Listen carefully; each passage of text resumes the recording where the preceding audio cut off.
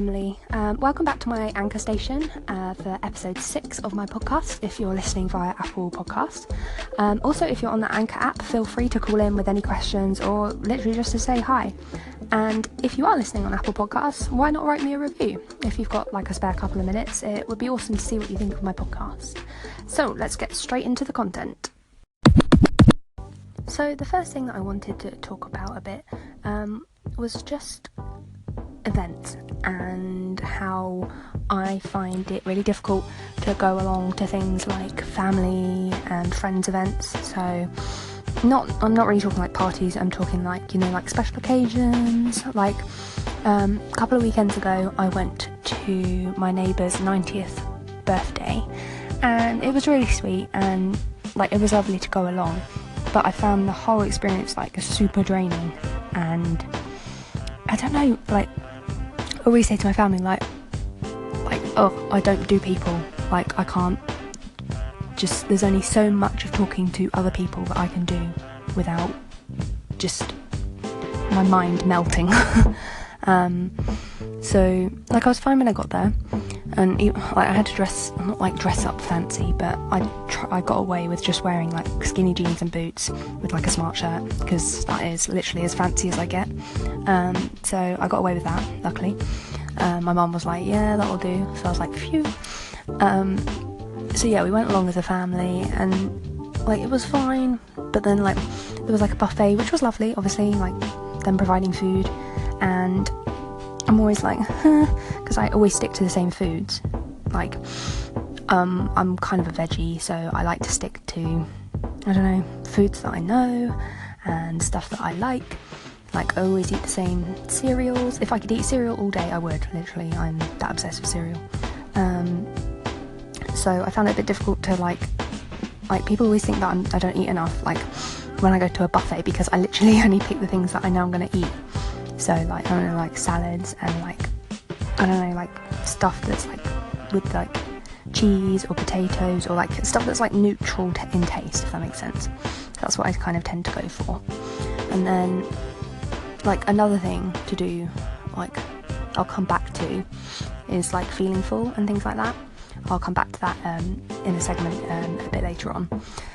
Anyway, so the family event was fine. Like it was really nice to kind of be there, because I don't know, we got to meet all of our neighbours' kind of family, which was great. But like I find it really hard to keep eye contact and not to fidget with my hands and not to shift from foot to foot, and then you get introduced to people, and I know like everyone hates being introduced to new people, like that's like a fact of life, but I don't know, I just kind of freeze up a little bit, and I try and keep eye contact and try not to look too awkward, but I just find it like a bit of an ordeal. And then when I get home, I'm like, nobody speak to me kind of thing. Like I just want to flop.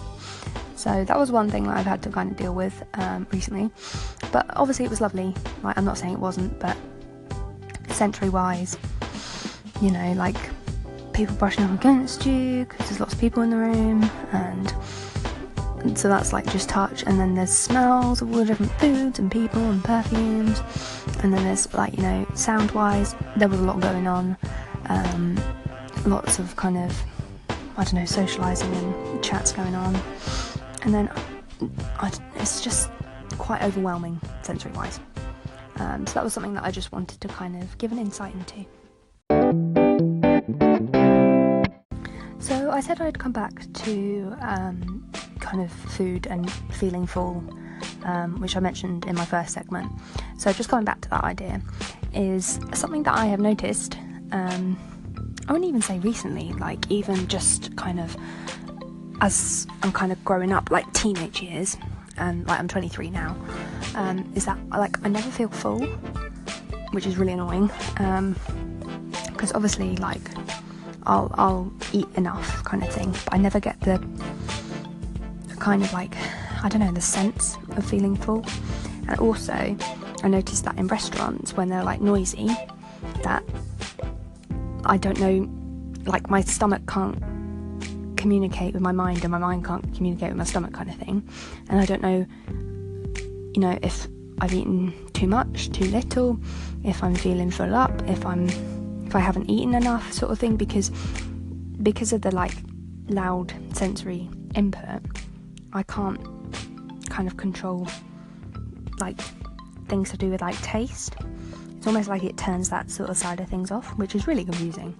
But anyway, yeah, I seem to never feel full, even though like I'm trying to drink more water and things like that, and like things like, I don't know, even like chewing gum or like eating more fruit and things like that. Like, I really like my fruit, and it's not like I'm not eating kind of like good stuff. It's just I never get the sense of feeling full. So I find it weird when someone says, oh, I'm really full. Like, I don't feel like I know what that feeling is, which is really weird to try and explain. And like, especially like, I don't know, I never know if I've eaten too much, which is definitely a weird thing, I think. So it was just something I wanted to mention. It's just another part of my sensoriness, and I don't know if it's something you've coped with or you've kind of come across before, then feel free to kind of contact me via social media or my website. And if you've got any good coping mechanisms or kind of any ideas when it comes to foods and trying new foods and things like that, that'd be really helpful.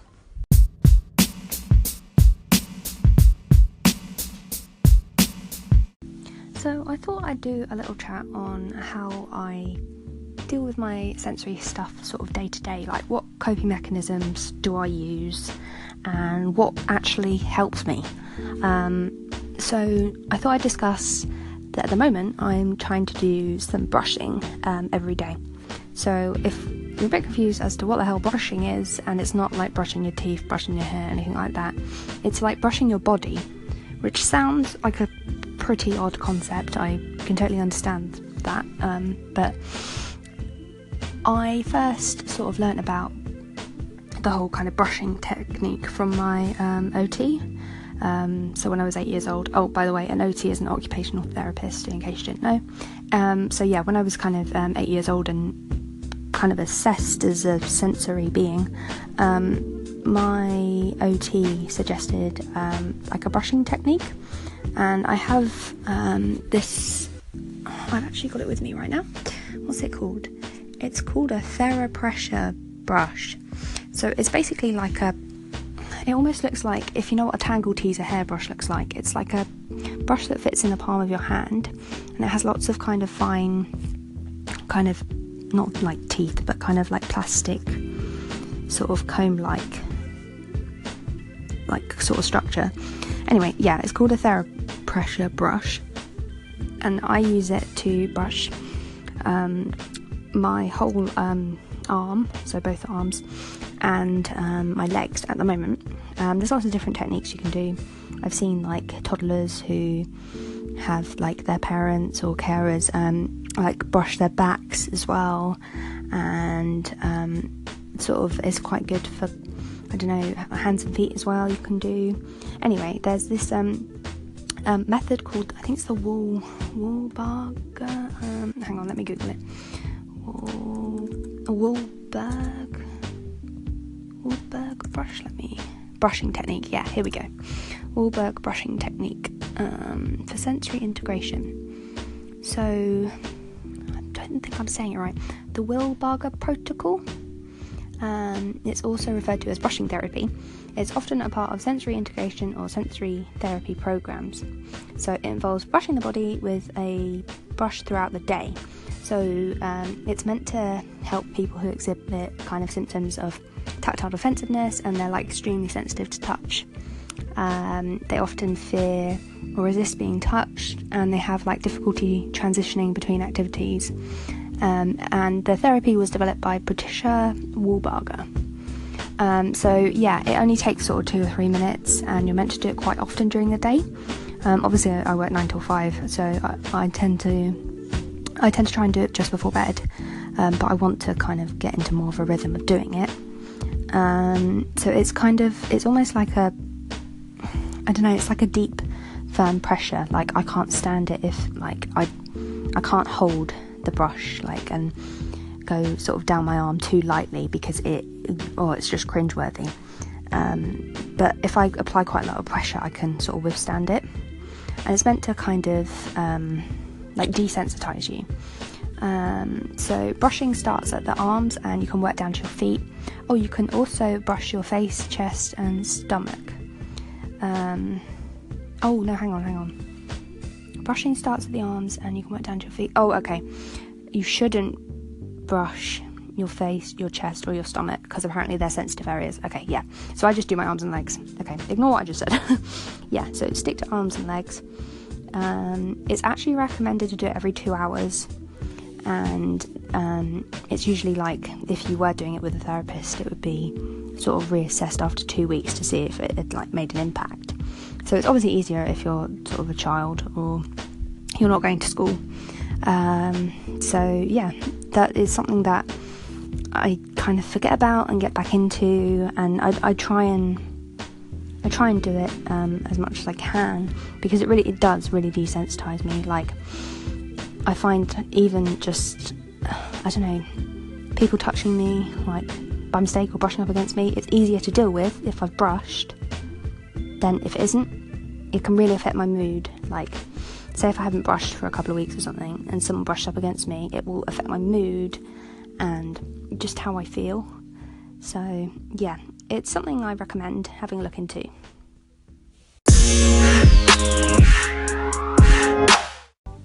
So I've kind of noticed at the moment, I don't know if it's a kind of winter thing, which it might be, is that I'm getting really kind of like germ obsessed. So like, I feel like I'm washing my hands more. I'm getting more concerned because, like, well, at work I work in like an open plan office, and there seems to be a lot of coughing and sneezing going on at the moment, which I understand. It's November. It's that kind of winter season-y kind of, everyone's getting a bit ill sort of thing. But I feel like I don't know if I'm obsessing over it, but I'm definitely thinking more about it and spending more time thinking, like, oh, I need to wash my hands. Like, even if I've kind of not washed them that long ago. And like, I'm the sort of person that, like, if I like pat my dog, like, I'll always wash my hands afterwards. And I know a lot of people aren't, but I don't know, I just feel like, I don't know what it is, but it's kind of, it's more the smell of being, like, having like clean hands and knowing that there's probably nothing on them sort of thing. But that's just kind of something that I've noticed a bit more recently. And yeah, I guess, like, obviously in a workplace it's kind of difficult to stay germ free, and we have, like, at work we wear like lanyards with ID cards on, and you use them to get in and out of like doors, out of rooms and things, and you have to like press this button on the side of the door to exit the other side once you're in. I like worry about how many people touch that a day, does it get sanitized, like stuff like that.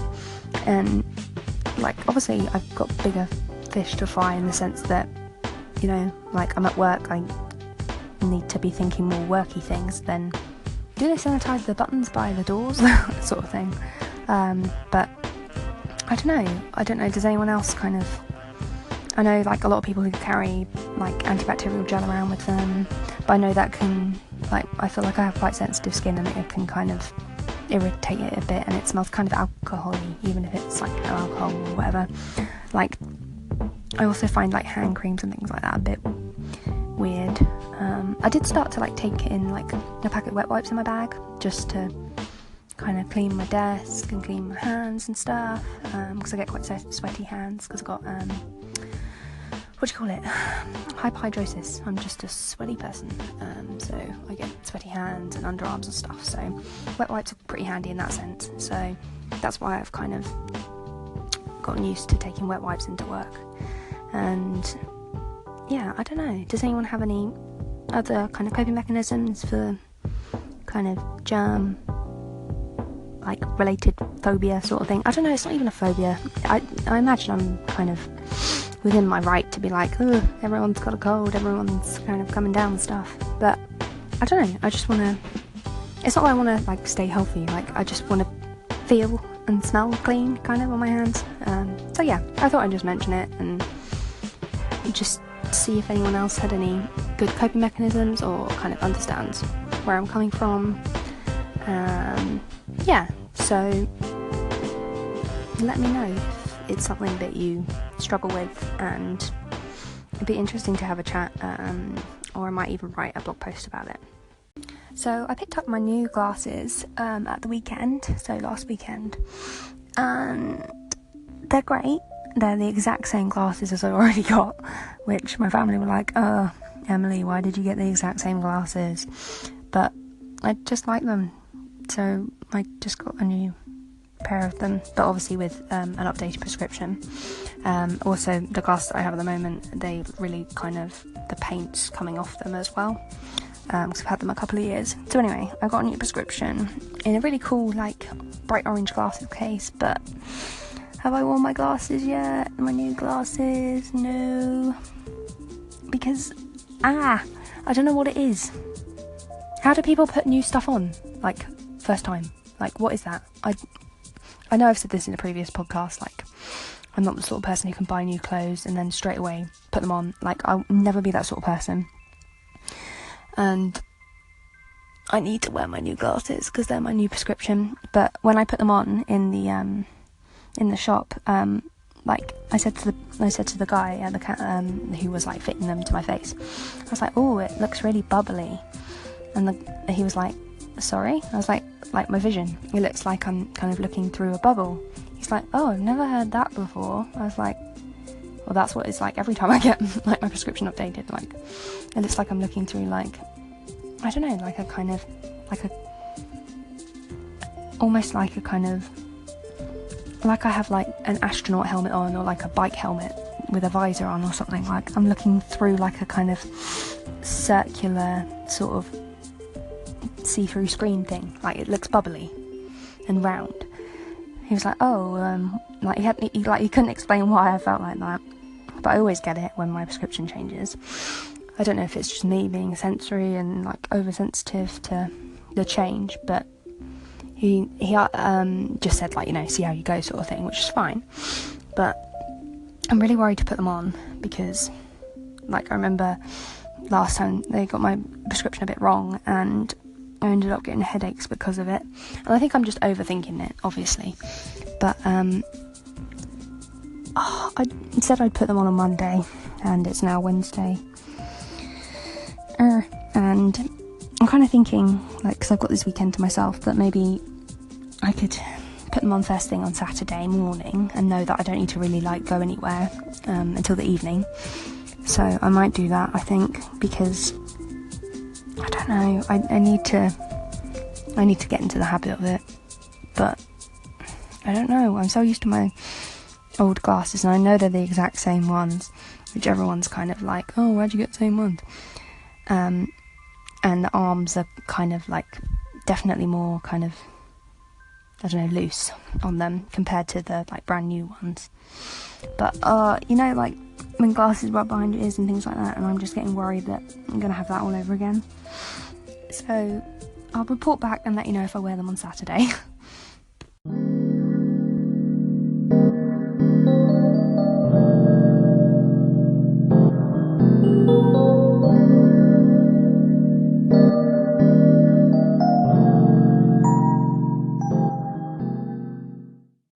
So the very last thing that I wanted to talk about was a documentary that I watched a couple of weeks ago called Aspergers Me.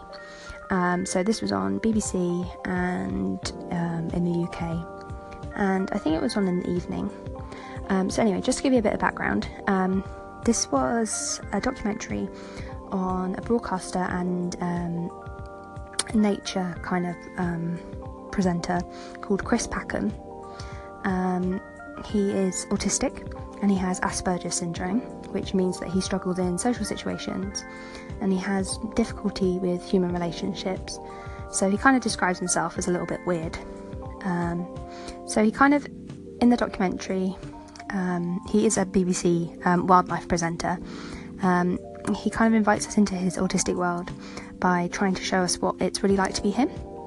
So he lives alone in the woods with his best friend, which is Scratchy, his dog. But he does also have a long-term partner called Charlotte, but they live apart. And she kind of discusses the problems Asperger's creates in their relationship. So she kind of describes Chris as sometimes being a bit like an alien. So Chris kind of experiences the world in a very different way. He has like really heightened senses, and the world's kind of overwhelming, and his mind is always kind of bouncing around. As he was growing up, obviously there was little kind of known about autism, and Chris wasn't even diagnosed with Asperger's until he was in his 40s, which is kind of crazy. And in the documentary, he travels to America to witness some radical therapies that are kind of offering the possibility of eradicating the problem of kind of autistic traits. So he meets some people who are challenging the idea that autistic people need to change in order to fit into our society. So he's kind of confronting this quite personal subject, but he's being brutally honest, and he's reflecting on his struggles of being an adult and whether or not he wanted to kind of be cured himself, and actually ultimately whether Asperger's has helped make him who he is today, sort of thing. So it's really worth recommending it if you have time to sort of sit down and watch it. I think it was sort of 45 minutes to an hour long. It's really worth a watch, especially if you know someone who's autistic or has kind of those traits or Asperger's. Even just sensory problems like me, I found it really interesting, like how he lives right in the middle of the woods where it's quiet, and how he organises his time and all his kind of, even right down to his clothing, like he organises it in, like, to me, such a lovely way, like by colour and by type, and it just looks like a really nice way to live. And it's kind of surprising in some ways. I'm sure it will be surprising to some people who don't really understand autism, but there's 700,000 other people in the UK who are autistic, and this is just how people with autism are coping. This is how they're living with everyday life. They're, a bit like Chris, maybe isolating themselves, living out and away from, the city and things like that in order to cope with life. And I think that that's a great way of kind of coping and giving yourself the time and space and what you need in order to survive, really. So Chris is 56 at the moment, and he had like a lifelong fascination with the natural world, and he thinks now that it was fueled by his Asperger's, even though he wasn't sort of diagnosed until 2005. But he's managed to learn some of his behaviour, and it's really kind of interesting, like his relationship with his little poodle, and kind of how he's had such a in-depth relationship with animals his entire life. And I think he once owned I think it was a kestrel, and his relationship with that as well. I mean, I really think it's worth a watch. So I'll stop going on about it, and I don't want to not almost ruin things, but you've kind of got to watch it for yourself, sort of thing. So yeah, if you're in the UK, BBC iPlayer, see if you can get it on, catch up. It's definitely worth watching it. And I think, let me just have a look, it was first broadcast on BBC Two on the 17th of October.